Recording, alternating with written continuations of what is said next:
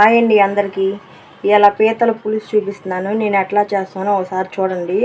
ఇవి కేజీ పీతలు మా వారు క్లీన్ చేయించుకొని తీసుకొని వచ్చారు. దీంట్లో కొంచెం ఉప్పు పసుపు వేసుకొని శుభ్రంగా ఒక 4 సార్లు కడుక్కోవాలి. నేను అంతలో కడుక్కొని వస్తాను. పీతలు శుభ్రంగా కడుక్కొని పక్కన పెట్టేసుకోవాలి. ఇట్లా కడిగేసుకొని దాంట్లో కావాల్సిన పదార్థాలు ఒక 2 ఉల్లిపాయలు కట్ చేసి పెట్టుకోవాలి. ఒక 3 పచ్చిమిరపకాయలు ఇట్లా చిలుకలు చేసుకొని ముక్కలు చేసి పక్కన పెట్టుకోవాలి.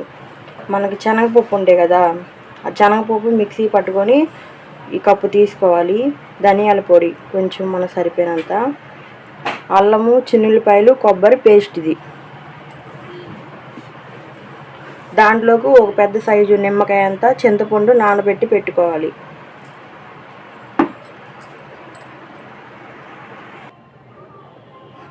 పీతల కూరకి ఇలాంటి సట్టి పెట్టుకోవాలి మనం. దీంట్లో 3 గంటలు ఆయిల్ పోయేసుకొస్తున్నా.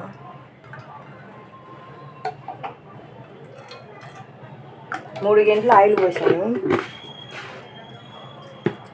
ఈ నూనె కొంచెం వేడెక్కినాక పీతలు వేసుకోవాలి.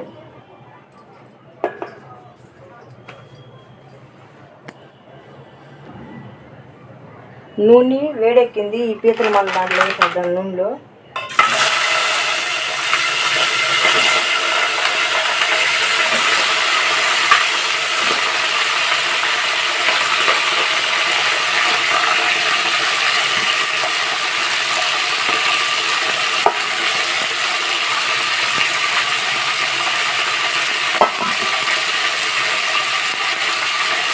కొన్ని పీతలు ఇట్లా ఎగరేసుకున్నాం. ఈ ఒక 10 నిమిషాలు మగ్గబెట్టుకున్న తర్వాత అప్పుడు ఉల్లిపాయలు వేద్దాం.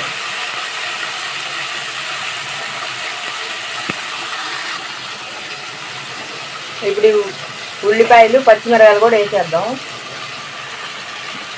వేసి మళ్ళీ ఒక 10 నిమిషాలు మగ్గబెట్టాలి. ఇట్లా ఎగరేసుకొని ఒక 10 నిమిషాలు మూత పెట్టి కొంచెం మంట తగ్గించి సిమ్లో పెట్టి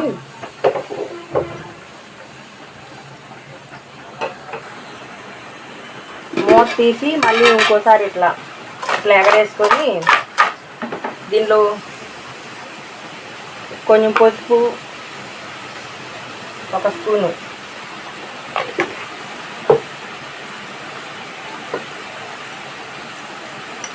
కొంచెం ఉప్పు,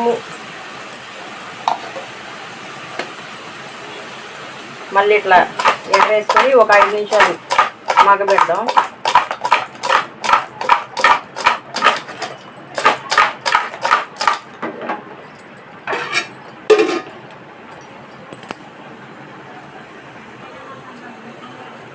ఒక 5 నిమిషాలు అయింది కదా. ఇప్పుడు మళ్ళీ ఒకసారి ఇట్లా ఎగరేసుకోవాలి. ఇంకొక 10 నిమిషాలు మగ్గపెట్టుకున్నాం. ఈ సిమ్లో ఉండి ఎంత బాగా మగ్గుతాయో మన టేస్ట్ కూడా అట్లానే బాగుండిద్ది.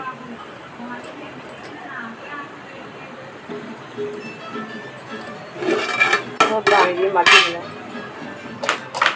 చూసారు కదా. ఇంక ఇట్లా మగ్గిపోవాలి ఉల్లిపాయ. అది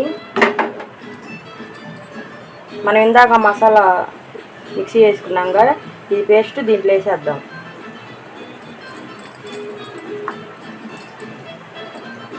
మళ్ళీ ఇట్లానే ఎగరేసుకోవాలి. ఇట్లా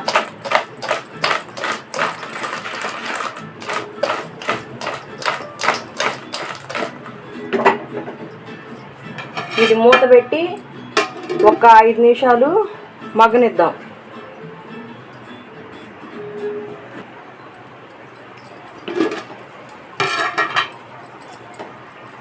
మసాలా వేసుకున్నాం కదా, 5 నిమిషాలు కూడా మగ్గబెట్టేసుకున్నాం. మగ్గిపోయింది. మనం కారం వేసేద్దాం దాంట్లో.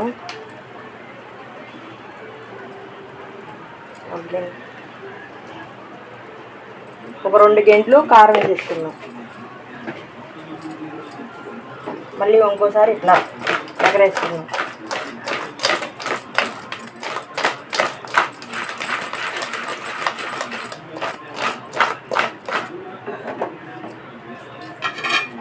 ఒక 2 నిమిషాలు ఇట్లా మగ్గబెట్టేసుకొని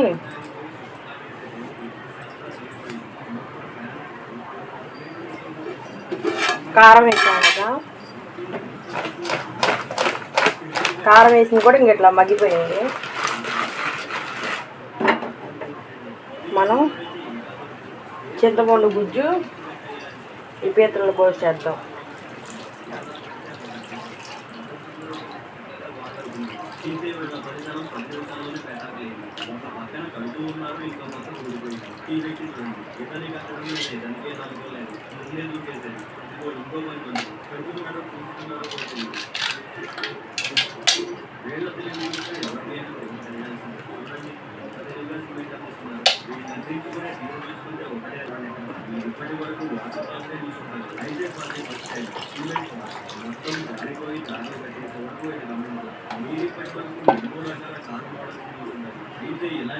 ఇది కొంచెం హైలో పెట్టుకొని పోయా, నేను అట్లా చింతపండు గుజ్జు పోసాగా ఇంక ఇట్లా తిప్పేసుకొని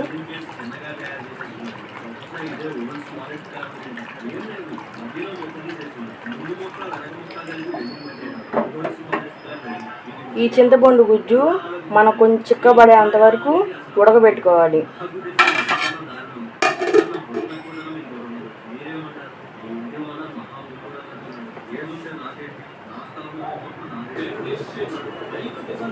ఓసారి మళ్ళీ మధ్యలో ఇట్లా మూత తీసుకొని మళ్ళీ ఇట్లా అనుకోవాలి.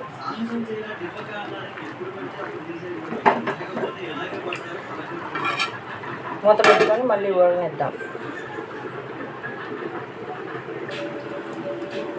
ఇప్పుడు మన పీతలు కూడా ఉడికిపోయింది లేదో చూద్దాం.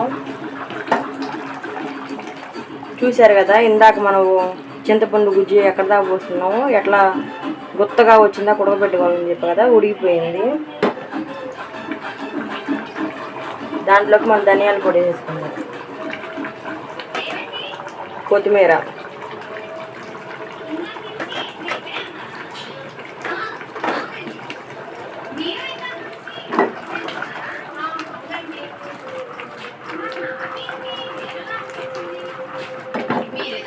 సిమ్లో పెట్టేసుకున్నాం.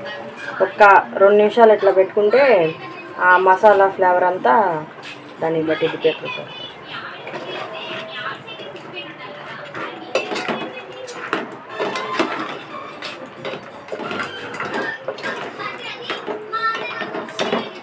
చూసారుగా, అట్లా చిక్కగాను ముక్క కూడా ఉడికిపోయింది. కొంచెం టైం పట్టింది అనే కానీ మనకి పీతల కూర చాలా మంచిది.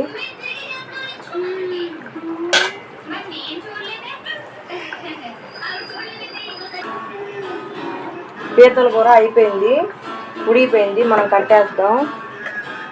లాస్ట్న పొయ్యి కట్టేసినాక ఈ శనగపప్పు పొడి వేసేసుకోవాలి.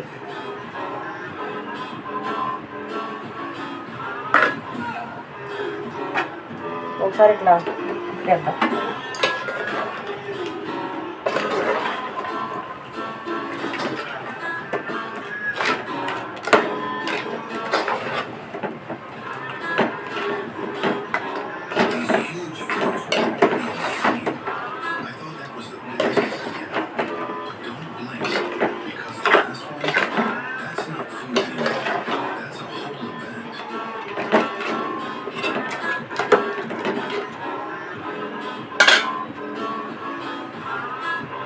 ఇంతే అండి, పీతల కూర పులుసు ఇట్లా చక్కగా మనం అన్నంలో కలుపుకుంటే ఆ గ్రేవీ చాలా బాగుండిద్ది.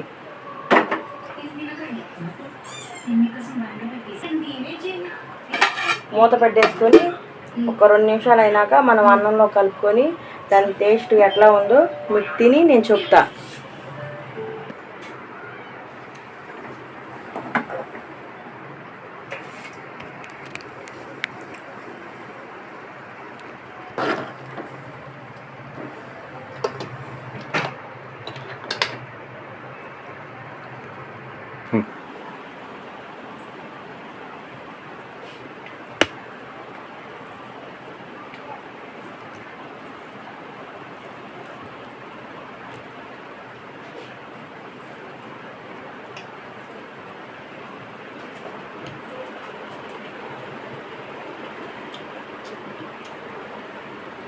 చాలా బాగుంది పీతల పులుసు.